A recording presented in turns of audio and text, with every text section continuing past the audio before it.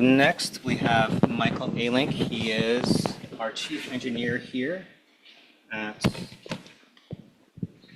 SEMC.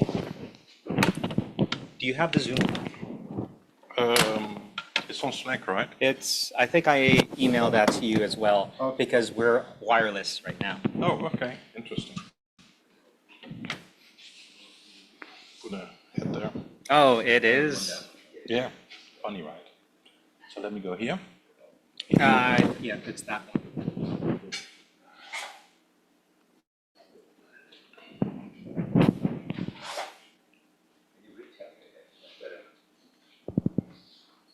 Should start. Do I need video also or not? You just join and we'll be using this microphone. Okay. Okay. This one. And then you can... Okay, thank you.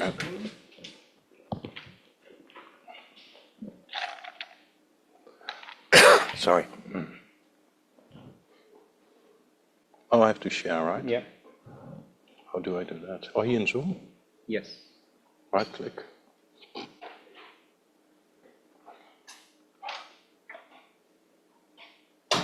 Okay. And then there is chat, share this one. Yeah. Maintain current, choose individual. Okay. And how do I pick one? Oh, let me unplug.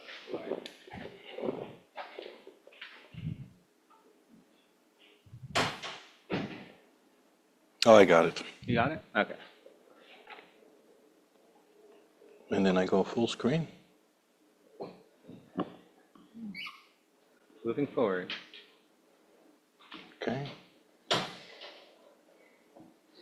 do I make that full screen? Oh, it's a It's couple just second delay. Okay, good, we got it. Okay. Okay, yeah. Hello, everybody. So I'm Michael. I'm the engineer here. I have a master in physics. I worked with Thermo Fisher for a couple of years in R&D and in worldwide service. And after that, I joined NYSPC. I'm going to show a few slides on how we manage the facility from an engineering point of view. A lot of stuff I'm going to show is also online, so you can download it in case you want to use it. And I'm also going to tell a little bit stuff how we align the scopes, how we set it up. So usually if the scope is not working, they ask me to take a look. Once it works, I'm off the hook and then the scientists have to do their work. Of course, it's St. Patrick's Day, so I decided to add a little hat here. So the professor is going to guide us. This is basically our setup. So we have the microscopes, and every microscope room has a little mini computer. We use a Raspberry Pi. You could also use an old laptop or these little NUC computers. And the key thing is that it allows you to connect any sensor that you want. So you can, close to the microscope, you can measure what temperature is in the room, what is the humidity, what's the pH of my chiller water, what are the electric fields. So you get like a profile of how this facility works and if there's changes over time. And basically that's the base of your whole facility. So if the temperature is not stable, and stable means it should be stable a degree plus minus over 24 hours. So if it's gonna go up the temperature, your whole microscope's gonna drift. It's gonna be like a Ferrari almost. So it's almost impossible to get a good resolution. That's why we monitor. If something goes wrong, we talk to facility immediately, say, hey, is the chiller broken? Is the water flow interrupted? What's going on? We also put an RGA. This is called a residual gas analysis. So we can, for a time, we measured the vacuum quality in our microscope. So of course there's vacuum, but there's always leftover gases. And you have like water, nitrogen, oxygen. You don't want water in your column because it degrades your IGP. It absorbs on the sample. Nitrogen is not a problem because it will just be happy. But so we don't want water. That's also why you do cryocycles. You can also, with a Raspberry Pi, you can monitor that. So. This is a web page overview. So as long as you're on the facility or if you use VPN, for every microscope, we can tell this is like the current weight of our nitrogen. Obviously, we don't want to let it run empty because then everything is going to start warming up and that's not good. We know the tank profile. So basically, this is when it takes nitrogen. It goes down like 8 pounds. This is what goes into the microscope. And this should be horizontal. There should not be any leaks. So that's what we monitor. Chiller pH, we don't get too much what the exact level is, but it shouldn't change. If it suddenly goes up a lot or down a lot, something is dissolving. So we know one of the gauges is not good, or one of the gaskets is giving way. So we don't like this. This is humidity. I believe this was taken early in the week. We see we had a rain shower. Our bioquantums are very sensitive to that. So somehow the temperature is not affecting too much, what it doesn't like if the humidity changes too much. So you have to align your ZLP more in case of changing weather. So basically the bioquantum is a very sensitive weather machine. It's telling you the humidity. These are some examples of tank failures. This is excessive ice buildup. So you see that some ice builds up, increases the weight of the tank. So the big LN2 tanks, they're on a scale, and we measure how much weight it has. This is ice changes. This is when it does an autofill. And this is like the plateau that should be stable. I fed these curves into an AI because it's just cool. So you can, obviously you can make an algorithm just calculate this delta. But if you have TensorFlow of Google, you just upload the data.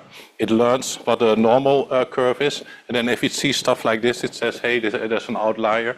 Something might be going on. So if you have only one system, it's not a big deal. We have like 9 cryoses and 4 glaciers. So we have quite some systems. So I don't want to check the curve every day for every system. So it's kind of fun to have that in the background. This is another thing. All the systems have something called health monitor. So all the service logging, so every time it does a normalization of the lenses, if it moves the stage, the temperature changes, if the pressure changes, it puts a logging in the system logging. You can retrieve them with a small command.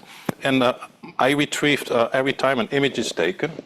And I look at how many SA images are taken and how many LM. And it basically tells me which systems are used a lot and which systems are not used a lot. So from the service logging, you can see how fit is your microscope. Here you see you had very little images. So this could be the system was in maintenance. Maybe there's something wrong with drift. So it's a good reason to look into that. This is high MAC. So those are acquisition images. Those are the images you want to collect your data. You also sometimes go in low MAC where you do autofocus or auto-eucentric, or where you take an atlas. Those are not so much productive, but sometimes it takes a long time to get the eucentric height correctly. So that's why I split them up. Yeah, here you see it's almost half the time in LM MAC, so that's not very useful. It is working, but it's not taking high acquisition data. This is more comprehensive. So this is a day, 24 hours. Basically, green is when it's collecting data.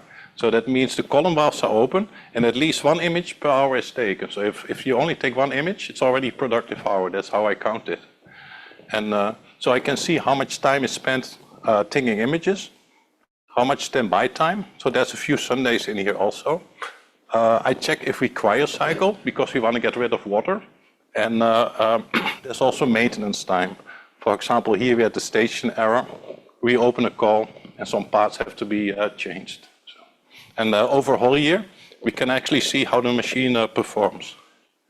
And we can see, so this one here was set about 70%, which is quite high. It's like, it means that there's not much downtime. And there's a good organization of getting the samples ready, setting up the data collection fast enough. So that's nice. It also tells me how often has the system been cryocycled? How are we behind?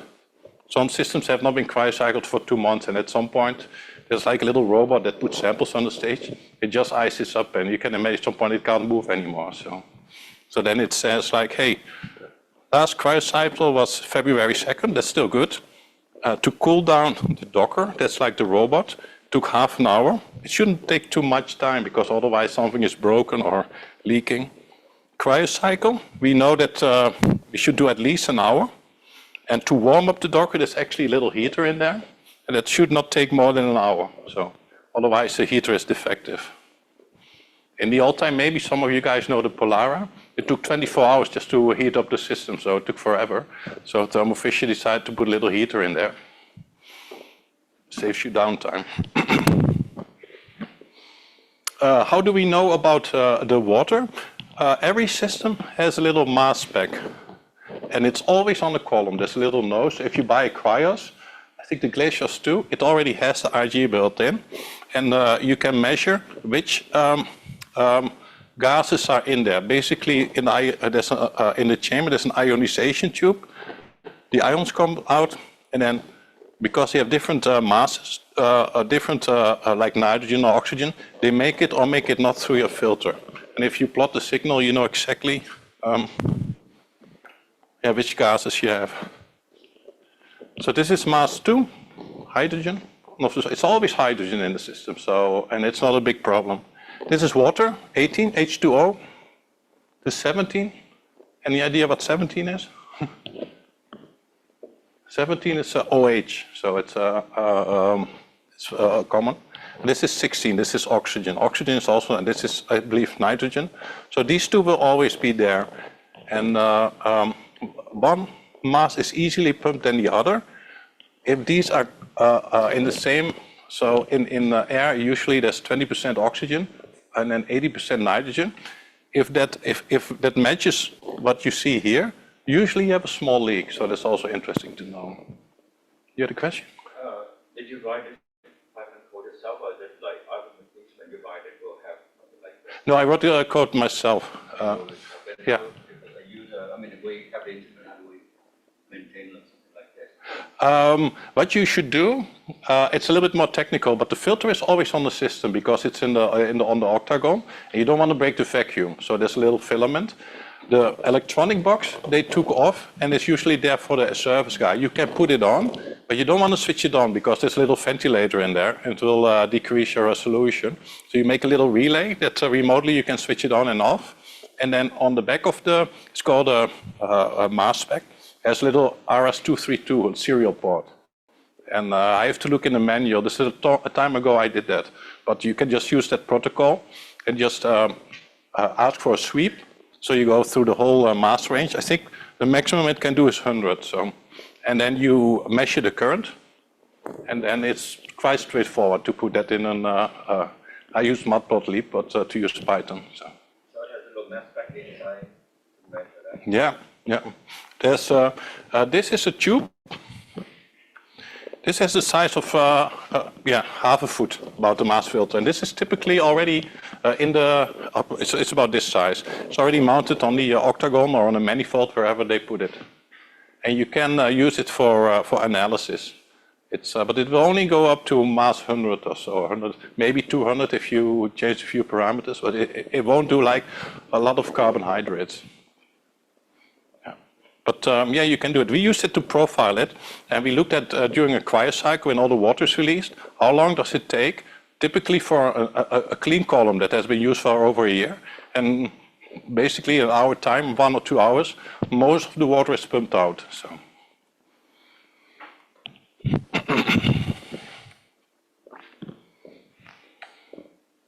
This is another thing we monitor. It's also a graph. This you can pull up just by opening the health monitor, and it tells you this is the pressure in your autoloader, and this is time. You want to have about 8 hours stand time, and then it does a buffer cycle. It purges the gases that come in or are desorbed, and this should not get too close to each other. If there's a leak on the autoloader, like here, it purges like every 15 minutes, and every time the turbo kicks in, you see a huge cutoff in your FFT, so that's not what you want. So basically, if you see this behavior, or sometimes there's like argon poisoning, which the IGPs can't pump. So the IGP starts expelling argon in your column, and you see these kinds of curves, then you know you have to open a service call. And these curves can easily be, with one command, you can get them from the health monitor, and you can plot them in the Python code.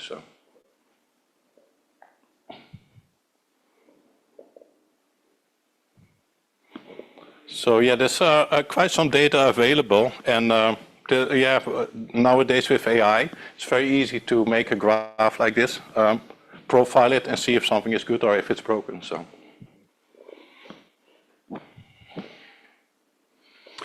This is data I got from the Gatan, the image server. If you go in program data, Gatan logs, you just pull a text file. And I had a code that went through, so this is time, 24 hours.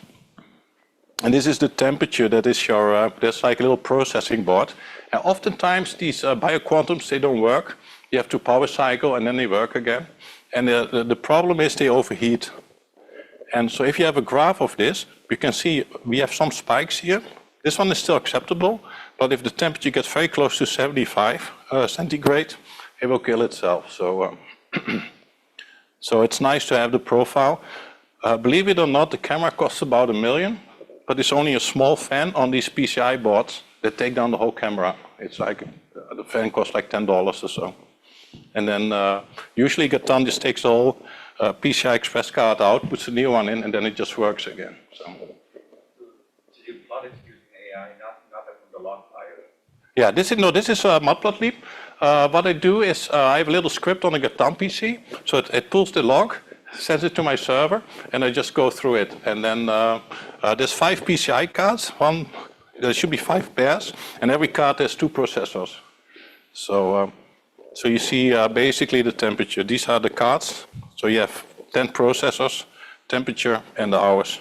And if this shifts suddenly too much here, either a fan is broken or there's like cables that fell down that block the airflow. But it's a good time to check it and will save you a lot of downtime. So.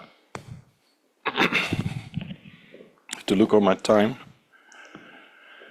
Yeah, same here. Different graph. Fridges we monitor. We had a broken fridge. So this was more a hobby. We put a little temperature sensor in there, measure the temperature. There's a small relay that if it's closed, then the fridge goes on, and we can actually remotely change the temperature of the fridge. So we prove that the fridge is still okay. It's just this little switch that is broken. So we still have to. We ordered a switch on eBay. I believe they are $50, and then the fridge will work again. It's kind of neat to have a Raspberry Pi. Little overkill, but to control the fridge. And you can also add a thermocouple to the Raspberry Pi. Then you can even measure temperature to -80 or so, or even lower.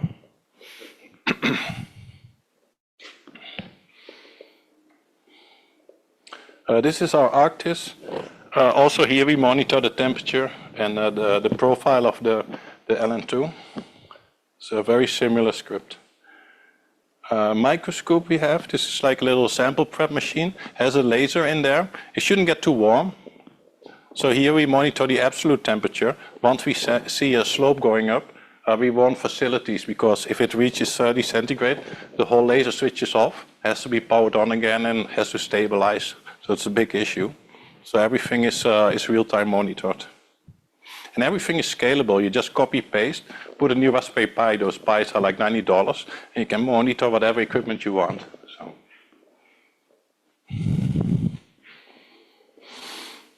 The DH room, probably if you're on site to make samples, you want to know if the humidity is still low or not. Here you can see the temperature in the room, real time, and the humidity. It should be low. Sometimes it gets too hot in the room, people open the door. Humidity goes up and then comes down again. But we have a little screen in the room, and then you can see real time what the temperature is.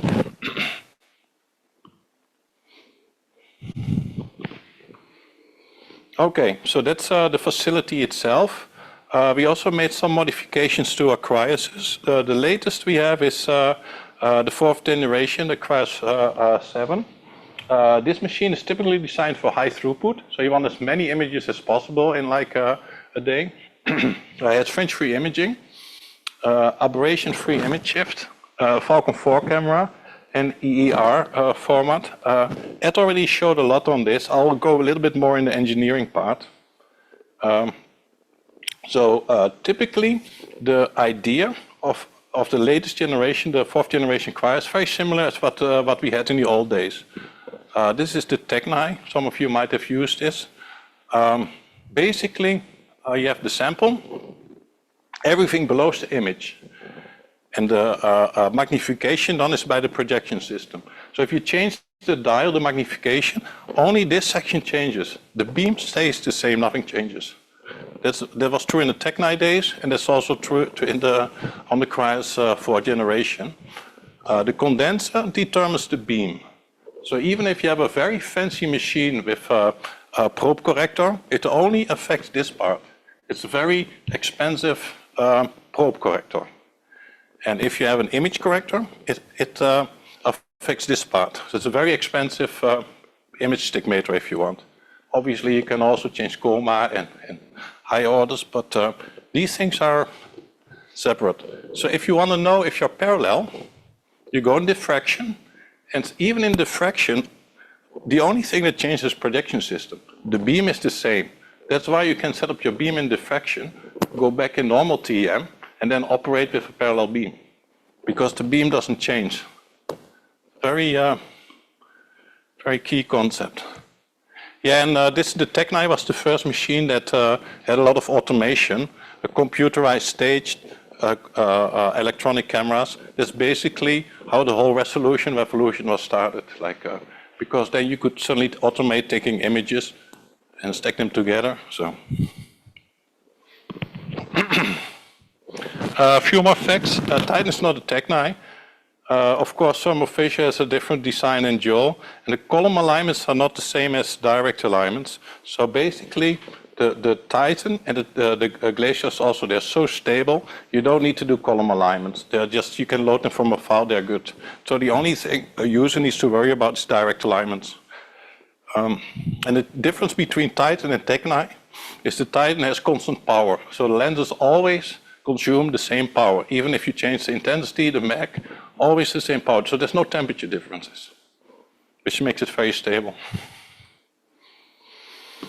How to set it up? You want to be at eucentric height, eucentric focus, beam parallel, just a stigmated, coma-free, and you want to set up your dose rate. There's a difference between eucentric height and focus. Height is purely mechanical. So that means like you change the height of the stage. Focus is you change the strength of the objective lens. So you can imagine if you move your sample 1 micron up and you defocus 1 micron, you're still in focus. So you can dial both of them in. With a magnifying glass, you can't change it because the strength of the lens is the same. But with an electron microscope, you can do that. So you do not need to realign the microscope. And often the user is more unstable than the room. The room is actually very stable, if you look. These are all microscopes room. Usually they're designed to have really stable temperature, no fields. If you set everything up, this is what you can typically reach with a cryo. So it's beautiful. You see the tone rings, and you see we put a little frequency on it. These are called Young's fringes, and they really extend to the last line. And with a modern cryos with a Falcon camera, it should be very easy to reach an image like this. How do you do that? There's a few things you can change. One is the extractor voltage. Any idea if you change the extractor voltage, what changes on your tip? So the point is, if you higher the extractor voltage, it's usually about 3000 volts, you pull out more electron and the tip becomes colder. So you get a little bit more to this side. If you lower the extractor voltage, the temperature becomes higher. At some point, your tip's one big blob, which you don't want. So you want one facet, so you have a very coherent beam. And sometimes, if the tip gets older, so the tip is like a tungsten, has a little bit of zirconia on it to make it easier for the electrons to go out. The tip gets older. Sometimes over a weekend, you just raise the extractor voltage and you get poured to this shape.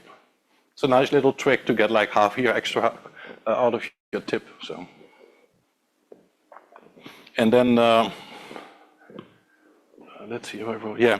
So if you go too high in temperature, you get like a lot of how do you say energy spread. So you can't go too high with the temperature. You also cannot go too low because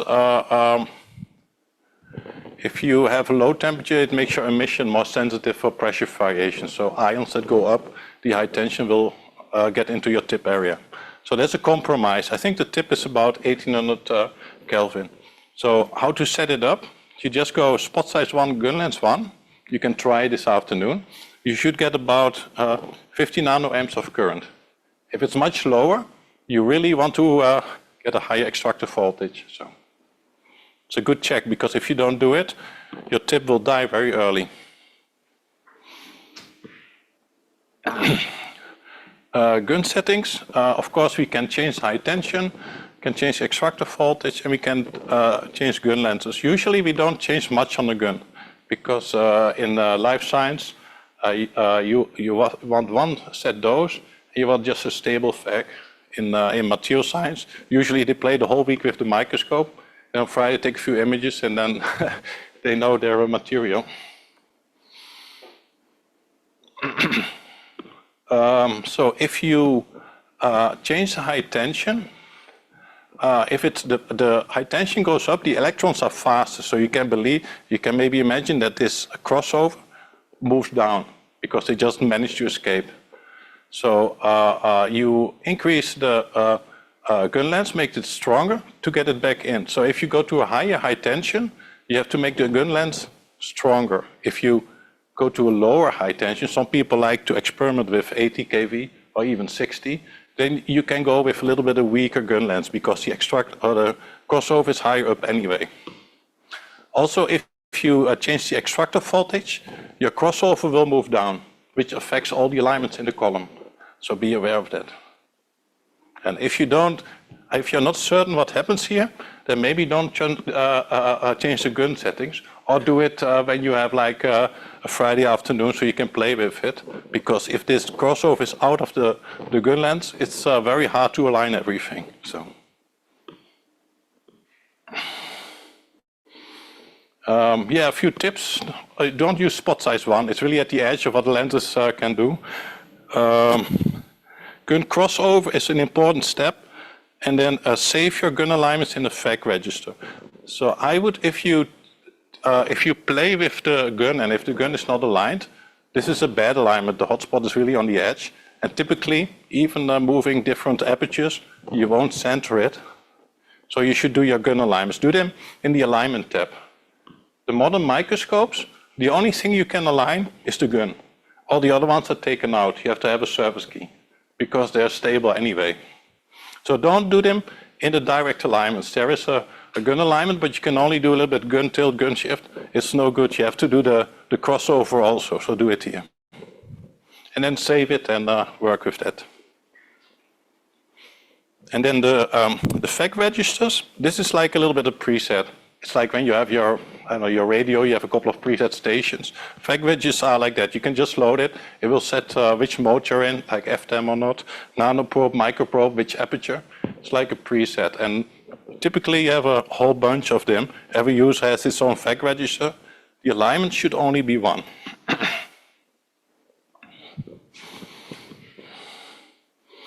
Here you can see, this is the Titan optics. Here's again our crossover, and so it goes all the way to the column, and then this is just above the objective. Here's where your sample is, between the two objective lenses. Here's another crossover.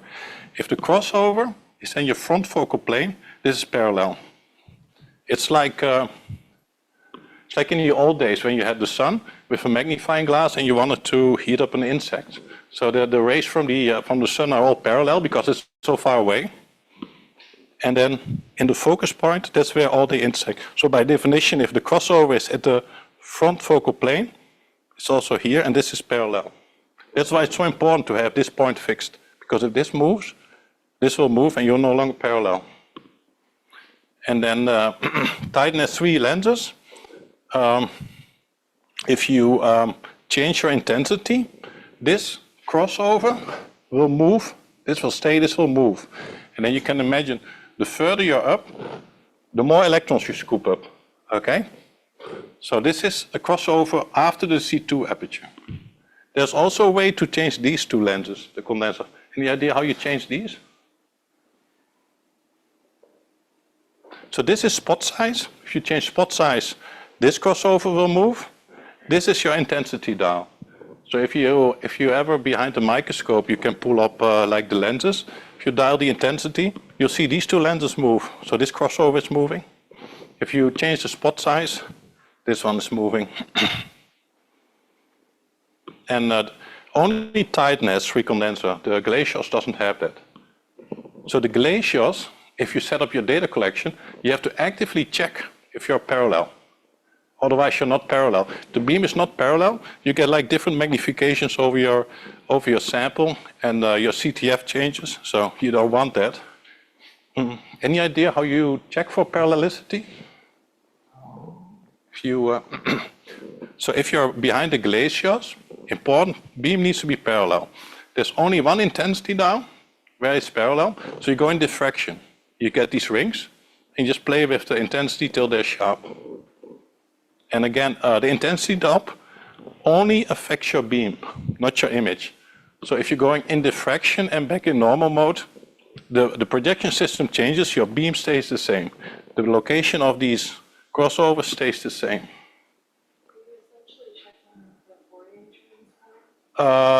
It's a Fourier FFT, yeah, but it's generated by the optics, yeah. And it has to be crisp. I'll get to that a little bit later, but it has to be sharp. So glaciers, only one intensity. Don't change it again. If you're later collecting, I have too much dose. If you change the intensity, you're no longer parallel.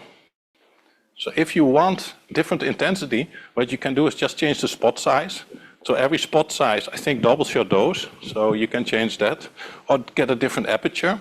And if you really can't get it right, you can change the gun length. But that you might want to do when you have a little bit more time, you know. It's more involved. A little bit of cold, but the water should do it.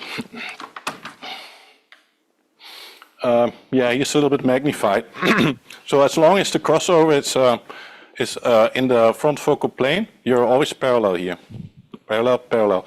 There's less beams, more or less, more or less intensity, but it is parallel. Think about the poor insect when it's sitting here. So if it's parallel here, it's going to be very hot. Okay? So maybe a few questions. So how to find parallel illumination? We go to diffraction. Any idea where the back focal plane is? So that's the plane. This is just the terms they use. This is the plane behind your objective lens. So this is the crossover. This is your back focal plane. This bottom blue line. This is your front focal plane. It goes through the focus point here. Okay. What's the back? How do you know you're focused at the back focal plane?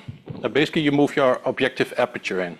And you can first make it parallel, and then you focus on your objective aperture. I have a picture of that. Any idea what's also in the back focal plane? Objective aperture. Just give it away. How to focus? Put your objective aperture in. How to find the front focal plane? Go to parallel. Okay? So, So how does it look? This looks if everything is set up correctly.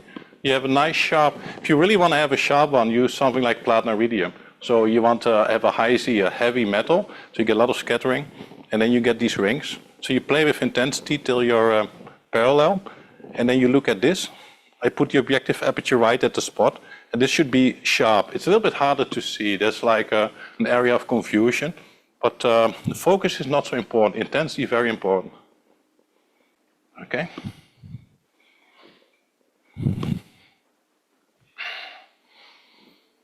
So the rules of parallel illumination.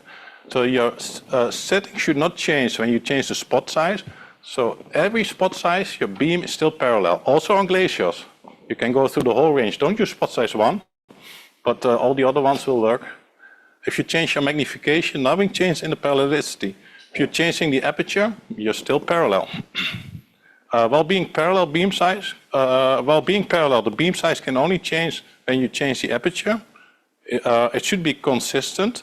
So if you have a bigger aperture, twice as big. The area becomes, what is it, squared as big. Oh, 4 pi squared. Beam sizes should be constant for each C2 when changing spot size and changing magnification. It's very, if you really want to set up independently your scope on the glaciers, know what you're doing. It can help you a lot. This is microprobe. Again, here's intensity changes your beam size. This is a quantifold 2, so the hole size is 2. This is 2. This is 2. So the total size 6 micron. So you can imagine this hole you can image. This one not gets double exposure. This one gets you can use. This one not. That's why we prefer nanoprobe. We have a smaller spot size, and we're still parallel. This is nanoprobe on the glaciers. Again, 6 micron, and then you can image every hole. There's double exposure here, but it's in between the holes anyway, so you don't really care. Any idea what the blue spot is? It's an autofocus area. So you move the beam away, you autofocus in the area where you don't care, where there's no sample, and you move it back. And of course, the Z height between these 2 points, if the sample is flat, if it's really curved, or if it's broken, but the Z height should be the same, so the defocus here and here is the same.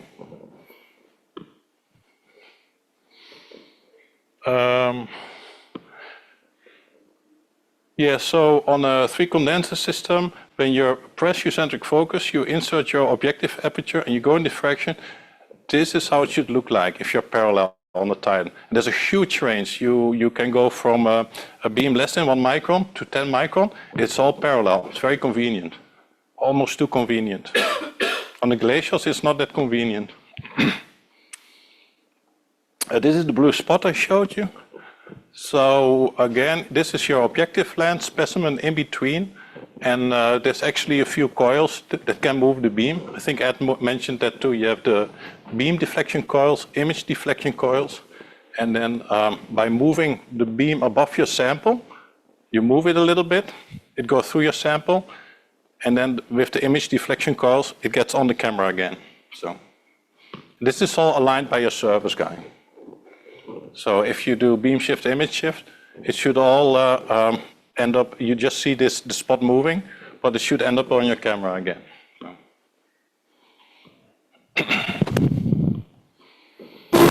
This is nanoprobe on a cryos.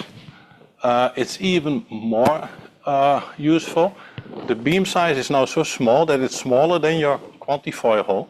So you can actually image a hole a few times. And you just do it with beam shift. Like Ed mentioned, if you move the stage, you have to wait till all the gears are settled.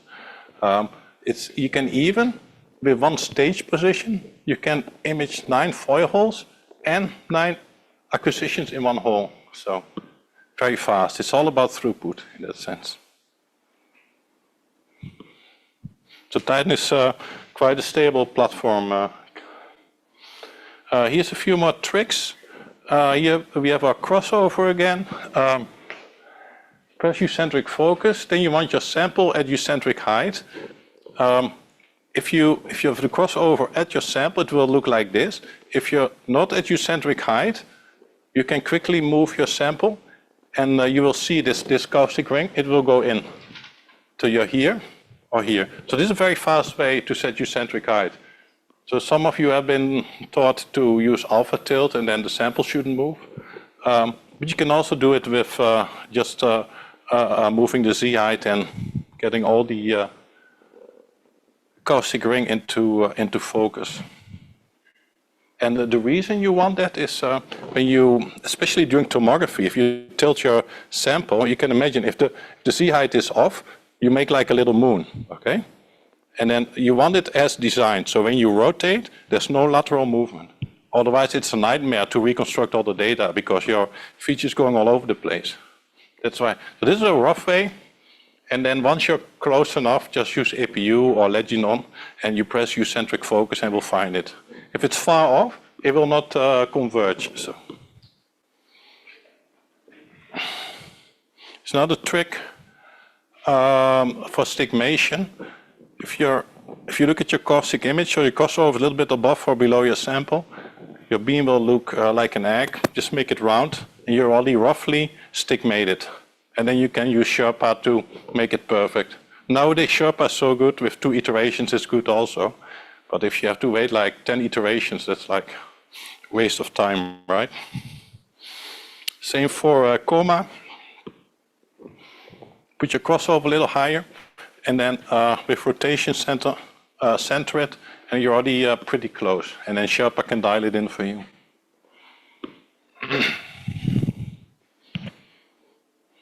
Pivot points. Usually, pivot points are defocus dependent. If you are familiar with the pivot points moving, if you would dial the focus on your objective lens, these will move totally apart. That's why you want to do it at 0 defocus, or do it at like -2 where you do your data collection. If you just do the pivot points, but you don't realize that you have 10 micron defocus, you're completely off, because at some point the software will do autofocus, and then your pivot points are off, which make it very hard to do beam shift, image shift. So if you press eccentric focus, your objective lenses are at a nominal value, and then you do your pivot points. And if you want to be really critical, you look at, hey, which defocus am I going to use, like -2, or you do defocus range, do the pivot points at that point. So you're very close. Sorry. Oh, it's what it does. It does it modulates the beam, and then if you don't align the pivot points well, the positive and negative won't match up. So you can imagine if you do beam shift, there's a little bit beam rotation, and then you don't get at the location where you want. So you go in direct alignments. Maybe practice this afternoon. It's very straightforward, but you go to high mag, you do pivot point alignment, and then we have 2 multifunctions. You bring them together. Coma is a different thing. That's a rotation set. It's also direct alignment. So, and what you do, if you do this, you go into rotation set, you click on it, and you will see this one wobble through it. The objective lens is basically moving this crossover, and you want it circular. There's a little trick. If you have your focus knob, you can do this like the focus step. If you bring this to 0, then it will modulate again. And then with multifunction, you can bring the circle here without the thing constantly doing like a whip bob, you know. So, but that's the rotation center. And there's pivot points also in direct. Don't touch the gun lens settings there. Okay, big tip. If you want to do that, do it in the alignments, because this the workflow is better there.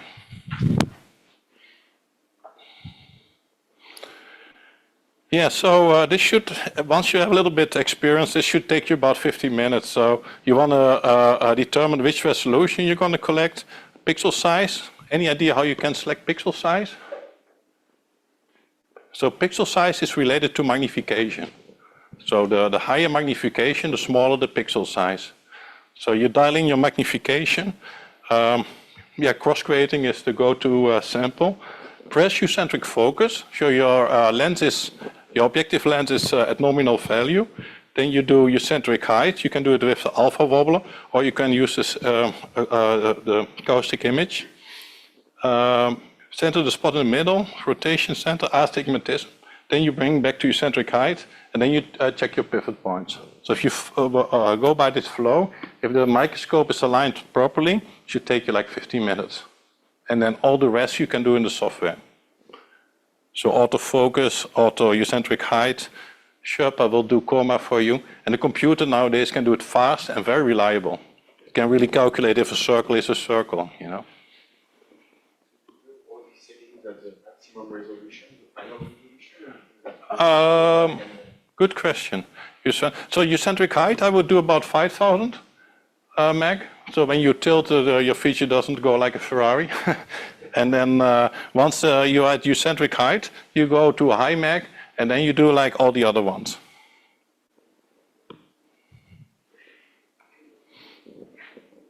How do you check for parallel illumination? So in the Titan, it's simple. You go in the beam OCX, it will tell you I'm parallel or not, and you have a huge range. So if you're between 1 and 10 micron beam size, you're always parallel. On the glaciers, you have to go in diffraction. Memorize the C2, which is the strength of the lens. That's your parallelicity. You can cheat a little bit, but if you're too far off, your magnifications are gonna be not okay. So Yeah, and then again, if the microscope's performing well, this they should come out on the Falcon. They should come out with no problem. So.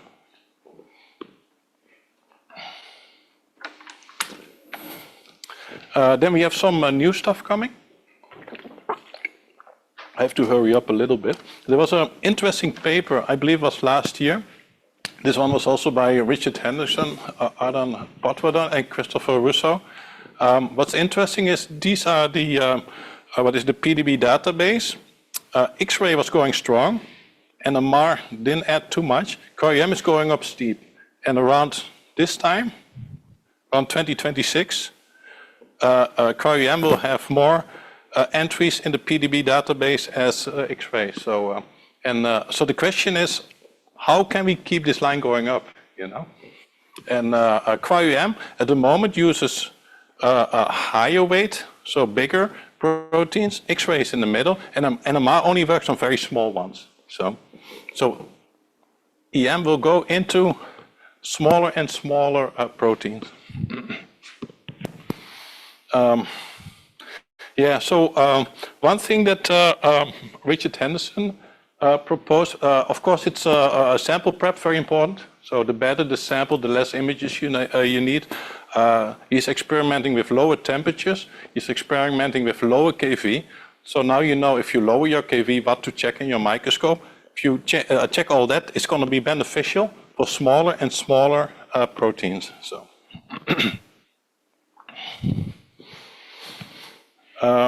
Another innovation is already a few years old is fringe-free imaging.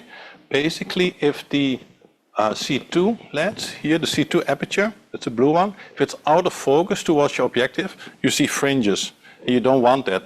So what Thermo Fisher can do is move the whole stage a little bit up. You could typically do it also by the holder, but then for tomography it's no good.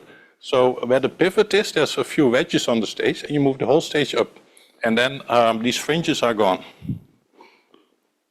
Your beam will look a little bit different if you do that. But yeah, here you see the fringes. And this is not good, especially if you do these multi-shots. The fringes will overlap and they will degrade your image. So we don't want that. Okay, I'm skipping a few slides. In theory, fringe-free imaging can be achieved on any microscope by driving the stage motor, but that's not so good for tomography. It's a standard feature on the G4 systems. If you have an older system, generation 1, 2, or 3, or a Glaciers 2, it can be added. So it's an added feature. Service guy has to come in, move the stage, do some alignments, and you have no more fringes. So. This is the stage. This is the procedure they will follow, and these are this is the alpha drive, and the wedges are right under the pivot point here. So you can imagine it's not something as a user you can simply do, but it's very beneficial. The beam will look a little bit different than normal.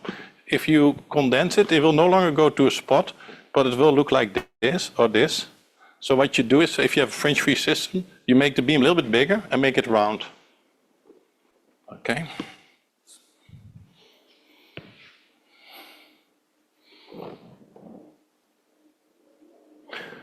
So it's an adjustment and it's magnification dependent. Usually they optimize it for 96,000 magnification. Resolution. This is a little bit about the Nyquist. You can imagine if you have two events, and they have to be separated by at least 2 pixels. If they land up in the same pixel, then you cannot resolve them anymore. So 2 pixels is the smallest distance you can resolve this Nyquist. If you normalize, full Nyquist is 1. So for example, a magnification of 75,000 on a Titan, the pixel size is about 1 angstrom. And that means, so what would be the Nyquist for a pixel size of 1 angstrom? 2 angstrom, yeah, and it works reverse. So if you're only at half Nyquist, your resolution is 4 angstrom. Okay. Now, what does the Falcon 4 have? It's the Electron EER representation. So every pixel in the software it stores a tuple, which is a coordinate of x, y, and the time coordinate. So it only records events that happen. So if you have the whole CCD, if nothing happened, it doesn't store any data. So you can imagine it's much more compact.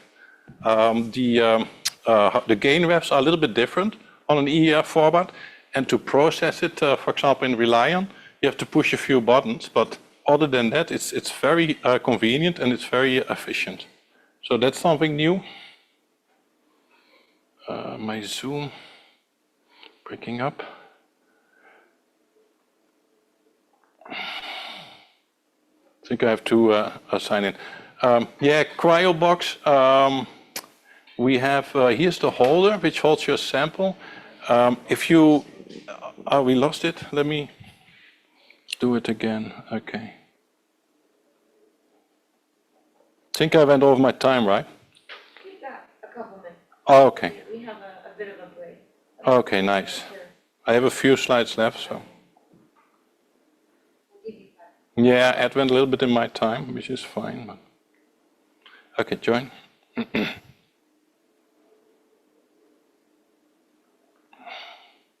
Okay, I'm gonna share.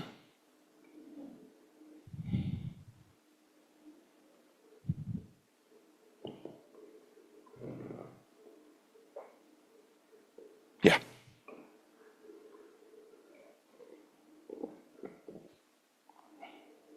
It's a little bit of lag, but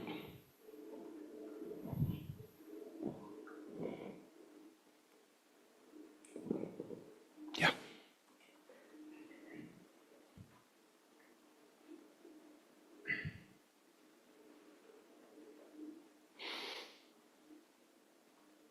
Okay, we're back.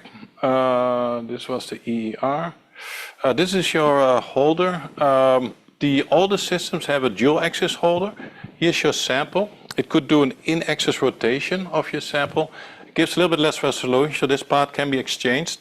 There's a little bit, the whole bridge, this part can be removed and replaced, especially if tomography is out of spec or if there's a lot of wear and tear. We're doing more and more tomography, so these parts get a lot of wear and tear. The sample does the alpha tilt, so this is the holder, this is your autoloader, and these will get wear and tear, so these will be replaced. Here you measure temperature, there's a little temperature sensor, goes on the Dewar. So side view. Typical sample quality issues. For example, here you see black spots. So you have like ice growth, you have leopard skin. Leopard skin is these little features here that have the same size as your protein, so they're very annoying. This used to be a temperature issue. It's solved with a new holder and the new braids, but if the sample gets too warm, loose water molecules on the surface, they become a little bit mobile.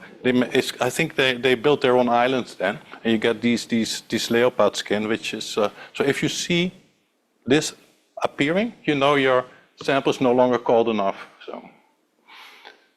And then black spots, that's basically contamination. There's also some transfer ice, that's when you move the sample, when you're manipulating it. But so there's different kinds of contamination. Be aware of leopard skin. If you see this over like 2 or 3 hours, then there's a temperature issue.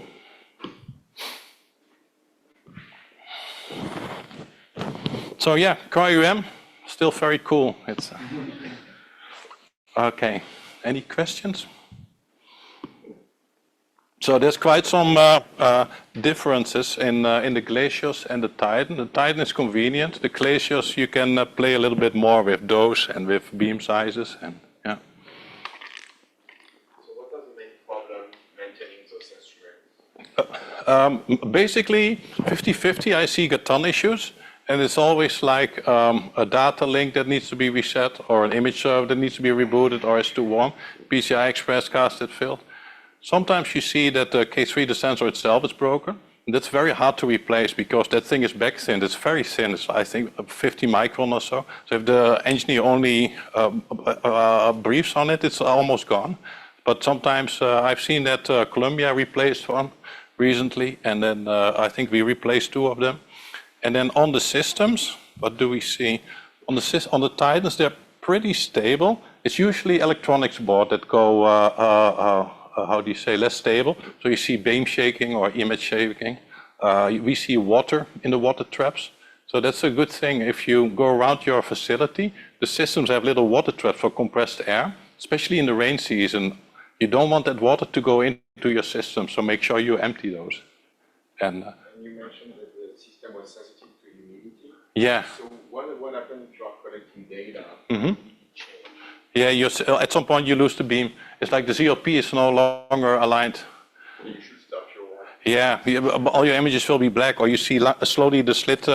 If you're collecting filtered mode, either you go unfiltered, or what you do is have the software align the ZLP. If you can do it nowadays, and you can do it every half hour or every 15 minutes, and then somehow it changes the heat load on the systems. I've seen it with if the room temperature is not stable, but humidity is a huge factor also. So if you, like this week, it's going to be good CryoEM weather. Yesterday not, because it was so humid. If you know it's a humid day, just set up APU that it does CLP align like every hour, or maybe even every half hour. So you lose a few images, but yeah, you don't lose your data. Okay.